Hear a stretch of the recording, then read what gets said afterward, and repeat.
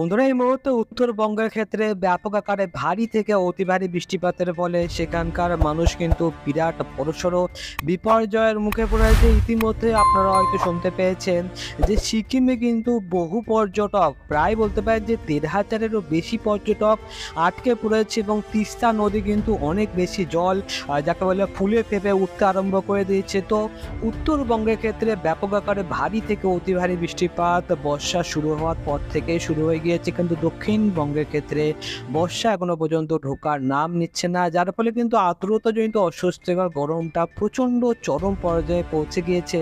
তবে আর খুব বেশি দিন বাকি নেই, আর মাত্র কয়েক ঘন্টার অপেক্ষা, তারপরে কিন্তু বর্ষা ঢুকতে চলেছে। এই মুহূর্তে আপনারা যেটা দেখতে পাচ্ছেন যে আগামীকাল প্রাক বর্ষার যে ব্যাপক ভারী বৃষ্টি, সেটা কিন্তু আপনারা আগামীকালকের দিনকে দেখতে পাবেন। তো এই মুহূর্তে আমরা সেই বৃষ্টিপাতের ব্যাপারে আলোচনাটা করে নিই। তো দেখুন, আলোচনা করার আগে সবার আগে আমরা কারেন্ট সিচুয়েশনে চলে আসবো। তো দেখুন, এই মুহূর্তে বর্তমান সিচুয়েশনে কিন্তু বৃষ্টিপাত কোথাও হচ্ছে না। এই মুহূর্তে কিন্তু বৃষ্টিপাতের কোনো রকম সতর্কবার্তাও নেই এবং এই মুহূর্তে কোথাও বৃষ্টিপাত হচ্ছেও না। আজকের দিনকার ক্ষেত্রে কিন্তু বন্ধুরা অত বেশি বৃষ্টিপাত হয়ওনি। কোথাও কোথাও ছিটেফোঁটা একটুখানি কিছুক্ষণ সময়ের জন্য বৃষ্টিপাত হলেও হতে পারে, কিন্তু মেজর ভারী বৃষ্টিপাত কিংবা হালকা থেকে মাঝারি বৃষ্টিপাত সেটাও কিন্তু খুব বেশিক্ষণ সময় ধরে চলেনি। তো দেখুন, আগামীকালকের দিনকার ক্ষেত্রে বৃষ্টিপাতের সম্ভাবনা রয়েছে এবং বৃষ্টিপাতটা কিন্তু উড়িষ্যা থেকেই ঢুকবে। তো উড়িষ্যা থেকে বৃষ্টিপাতটা ঢুকবে কিন্তু ঝাড়গ্রামের দিকে। তো ঝাড়গ্রাম, এখানটায় মেদিনীপুর সাইডগুলোর ক্ষেত্রে খড়গপুর, বেলি, এছাড়াও আমরা বিনপুর, শালবনী, গোয়ালটর, কেশপুর, চন্দ্রকোনা এই এলাকাগুলোর ক্ষেত্রে কিন্তু বেশ ভালোই ২২ মিলিমিটারের কাছাকাছি বৃষ্টিপাত দেখতে পাওয়া মানে কিন্তু অনেকটাই ভালো ভারী বৃষ্টিপাতের সম্ভাবনা রয়েছে। এখান থেকে আমরা ধীরে ধীরে কিছুটা ট্র্যাকটাকে চালাচ্ছি। দেখুন, এখানটায় চলে আসবো ৬টা নাগাদ। তো ৬টা নাগাদ তো আপনারা দেখতে পাবেন যে খড়গপুরের লাগোয়া এলাকাগুলোর ক্ষেত্রে, ঝাড়গ্রাম, খড়গপুর, বাজিচকের এলাকাগুলোর ক্ষেত্রে বৃষ্টিপাত চলতে থাকবে। আরামবাগের দিকগুলোর ক্ষেত্রে, কোতুলপুর, বর্ধমান এলাকাগুলোর ক্ষেত্রে বৃষ্টিপাত থাকবে। এছাড়া আমরা যদি একটু জুম ইন করে তাহলে দেখতে পাবেন যে মান্তেশ্বর, পাটুলি, বুড়াগাছা, চাপড়া, কৃষ্ণনগর এলাকাগুলোর ক্ষেত্রে বৃষ্টিপাত থাকবে। তো অল্প স্বল্প বৃষ্টিপাত কিন্তু চলতে থাকবে বর্ধমানের দিকগুলোর ক্ষেত্রে। এছাড়া খড়গপুর লাগোয়া পূর্ব মেদিনীপুরের সাইডগুলোর ক্ষেত্রে বৃষ্টিপাতের সম্ভাবনা রয়েছে। কলকাতার দিকটায় কিন্তু আমরা বৃষ্টিপাত দেখতে পারলাম না। দক্ষিণ চব্বিশ পরগনা, উত্তর চব্বিশ পরগনা কিংবা হাওড়া, হুগলি লাগোয়া এলাকাগুলোর ক্ষেত্রে কিন্তু আমরা অতটা বেশি বৃষ্টিপাত দেখতে পারলাম না। আমরা বৃষ্টিপাত দেখতে পেলাম কোন কোন এলাকার ক্ষেত্রে? খড়গপুর লাগোয়া মেদিনীপুরের সাইডটার ক্ষেত্রে বৃষ্টিপাত দেখতে পেয়েছি, বর্ধমানের দিকে বৃষ্টিপাত দেখতে পেয়েছি এবং কিছুটা নদিয়া এলাকাগুলোর ক্ষেত্রেও আমরা আজকের দিনকে বৃষ্টিপাত দেখতে পেয়েছি। আজকের দিনকে মানে কি সোমবার ১৭ তারিখের দিনকে বৃষ্টিপাত দেখতে পেয়েছি, আগামীকালকের দিনকে ক্ষেত্রে। তো ওভারঅল কিন্তু বৃষ্টিপাত বেশ ভালো মতনভাবে হচ্ছে।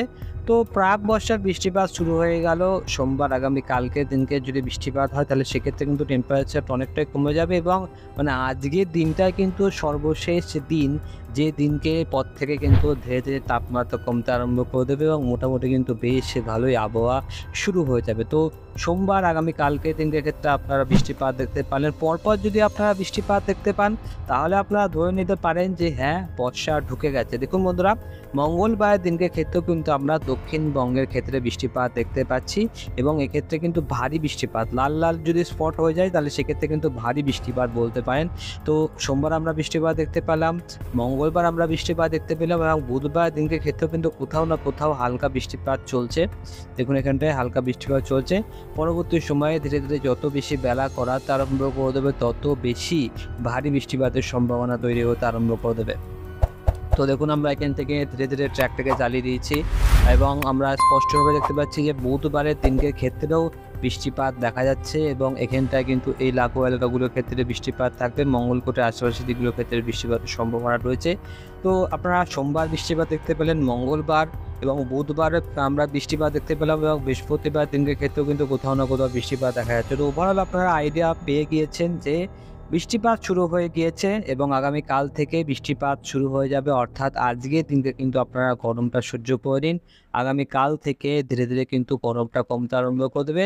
হ্যাঁ, হিউমিডিটি লেভেলটা বর্ষার কারণে প্রত্যেক বছরের মতো এবছরই হিউমিডিটি লেভেলটা বেশি থাকবে, কিন্তু সেই হিউমিডিটিটা কিন্তু মানে অত বেশি হাঁসফাঁসজনক পরিস্থিতি তৈরি করবে না। কারণ হিউমিডিটি লেভেল যদি হচ্ছে 60% কিংবা 70% থাকে, তার সাথে সাথে যদি তাপমাত্রাও যদি ৩৬ ডিগ্রি ৩৭ ডিগ্রি থাকে, সেটাই কিন্তু বিপজ্জনক পরিস্থিতি তৈরি করে।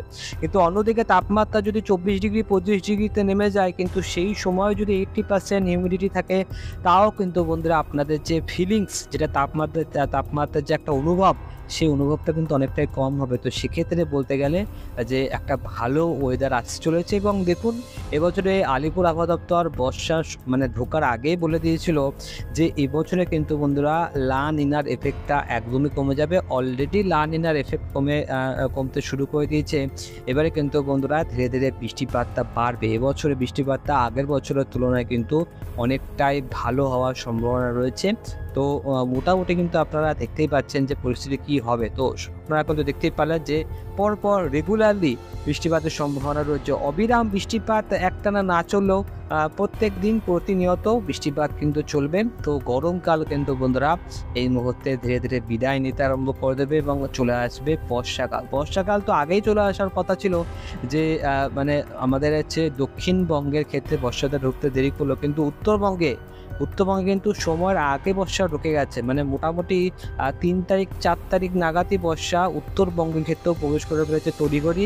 তারপরে 11 থেকে 12 দিন মানে 2 সপ্তাহ টানা একই জায়গায় কিন্তু দক্ষিণ পশ্চিম মৌসুমী বায়ু পড়েছিল, যার ফলাফলস্বরূপ কিন্তু আমাদেরকে এই আর্দ্রতাজনিত অস্বস্তিকর গরমটা অনুভূত হলো।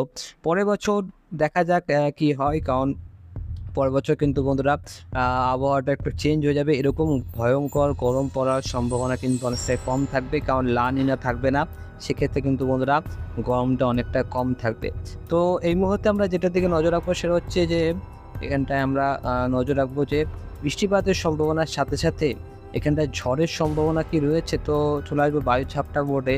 বায়ুচাপটা মোডে আমরা এখান থেকে দেখুন আমরা ট্র্যাকটিকে চালিয়ে দিয়েছি এবং স্পষ্টভাবে যেটা দেখতে পাচ্ছেন যে একটু আধটু কিন্তু দমকা বাতাস রয়েছে এবং ঝোড়ো হাওয়ার যে বেগ সেটা কিন্তু বাড়তে আরম্ভ করে দেবে। আজকের দিনকে যদি আমরা ঝোড়ো হাওয়ার বেগ দেখি, তো দেখুন আজকের দিনকে ক্ষেত্রে কিন্তু ঝড় ছিল না কিংবা দমকা বাতাসের এফেক্ট ছিল না।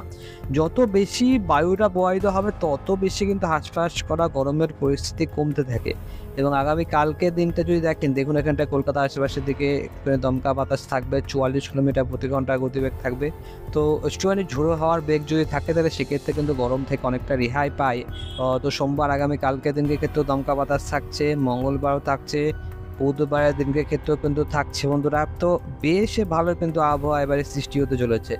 যত বেশি হাওয়া দেবে, তাহলে যত বেশি হাওয়া দেয় তত বেশি কিন্তু গরমটা মানে একটা গুমোট গরমের যে ভাব, আপনারা যদি কলকাতা বসবাস করেন তাহলে আপনারা ভালো করে বুঝতে পারেন যে একটা গোটা এরিয়ার মধ্যে যেখানে গাছপালা অনেকটা কম থাকে সেখানে কিন্তু বদ্ধ একটা হাওয়া পরিস্থিতি তৈরি হয়ে যায়। এবং বদ্ধ হওয়ার পরিস্থিতির মধ্যে আর্দ্রতা যদি থাকে তাহলে সে গরমটা কতটা ভয়ঙ্কর চরমে পর্যায়ে পৌঁছে যায় সেটা কিন্তু আপনারা যারা কলকাতায় থাকেন তারা বুঝতে পারছেন। তো আর তার মধ্যে যদি হাওয়ার ফ্লো, ঠিক আছে, এয়ার ফ্লো, এয়ার সার্কুলেশন যদি সেরকমভাবে না হয় তাহলে সেক্ষেত্রে কিন্তু বন্ধুরা অত্যন্ত বেশি ভয়ঙ্কর পরিস্থিতি তৈরি করে। কিন্তু বৃষ্টিপাত শুরু হয়ে গেলে কিন্তু ধীরে ধীরে এই যে প্রবলেম এটা আর থাকবে না। টুকটাক দমকা বাতাস একটু ঝোড়ো হওয়ার পরিস্থিতি তৈরি করবে, যার ফলে কিন্তু টেম্পারেচারটা অনেকটাই কমে যাবে। তো পরিস্থিতি কিন্তু এরকমই হতে চলেছে। ধীরে ধীরে আবহাওয়ার রূপ বদল হতে আরম্ভ করে দেবে এবং ধীরে ধীরে দক্ষিণবঙ্গের মাটিতে বৃষ্টিপাতও লক্ষ্য পাওয়া যাবে। তো আপনার আজকের এই ভিডিওটা কেমন লাগলো অবশ্যই আপনি কমেন্ট বক্সে কমেন্ট করে জানাতে ভুলবেন না। এবং অতি অবশ্যই আপনি আমাদের চ্যানেলটাকে সাবস্ক্রাইব করে রাখবেন, কারণ বর্ষার প্রত্যেকটা মুহূর্তের আপডেট, কখন কোন সময় আপনার জেলাতে বৃষ্টিপাত হবে, কখন আপনি এই সময়ে বাড়ির বাইরে বেরোবেন না, এটা যদি আপনি জানতে চান এবং বর্ষার ব্যাপারে যখন আপনি যদি আপডেট পেতে চান তাহলে অবশ্যই আপনি সাবস্ক্রাইব করে অল নোটিফিকেশনটি অন করে রাখবেন। আপনাকে অসংখ্য ধন্যবাদ এই ভিডিওটা শুরু থেকে শেষ পর্যন্ত দেখার জন্য।